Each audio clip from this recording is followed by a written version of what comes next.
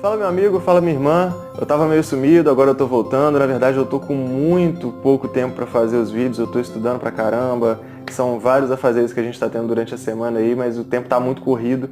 Mas aos poucos a gente vai fazendo alguns vídeos de reflexão pra você, amém?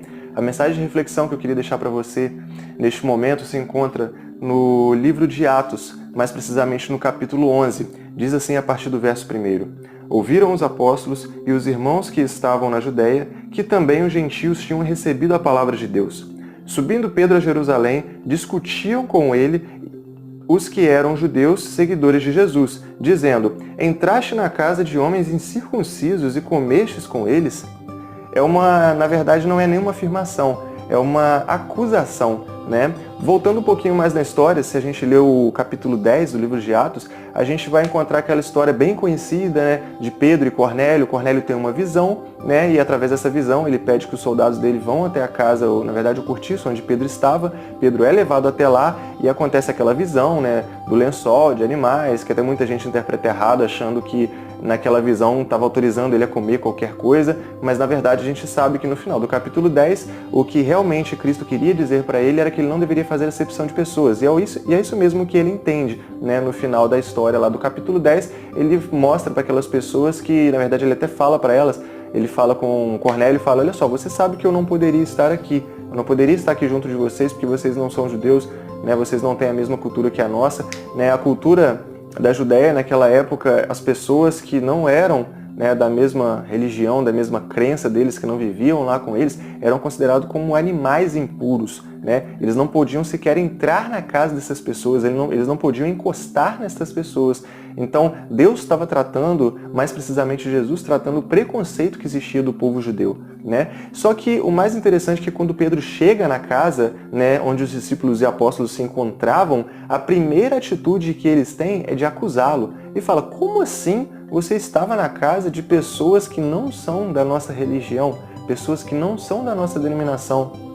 Pedro, em uma atitude muito sábia, ele não foi sozinho até lá. Ele foi com algumas testemunhas, né? Porque no próprio livro do Antigo Testamento mesmo, fala que se o teu irmão te acusar, você tem que ter testemunhas também. E no Novo Testamento isso também é reforçado.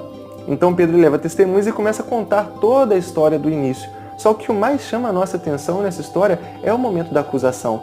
Pedro estava fazendo uma coisa boa, uma coisa benéfica. Pedro foi usado por Deus para mostrar o amor, né, de Deus àquelas pessoas que não eram judeias, né? Então a gente tem que pensar justamente nesse caso. Muitas vezes você pode ter passado por uma situação dessa também. Às vezes você estava fazendo uma coisa certa e as pessoas começaram a criticar aquele certo que você estava fazendo e pode ser que você tenha desanimado. Mas Pedro não desanimou.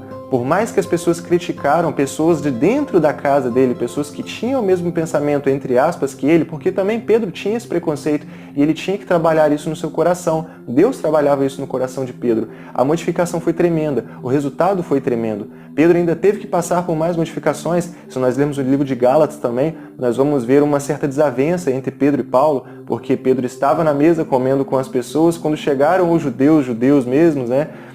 Pedro se afasta das pessoas que haviam se convertido e vai para a famosa panelinha, né? Então isso deixa Paulo muito irritado. Paulo fala que foi uma atitude de uma pessoa que não era cristã, e ali meio que tem tipo uma desavença entre eles ali, mas tudo indica que foi resolvido depois. Paulo deixa claro que Jesus tinha chamado ele, Paulo, né, para pregar para os gentios e Pedro para pregar para os judeus, né?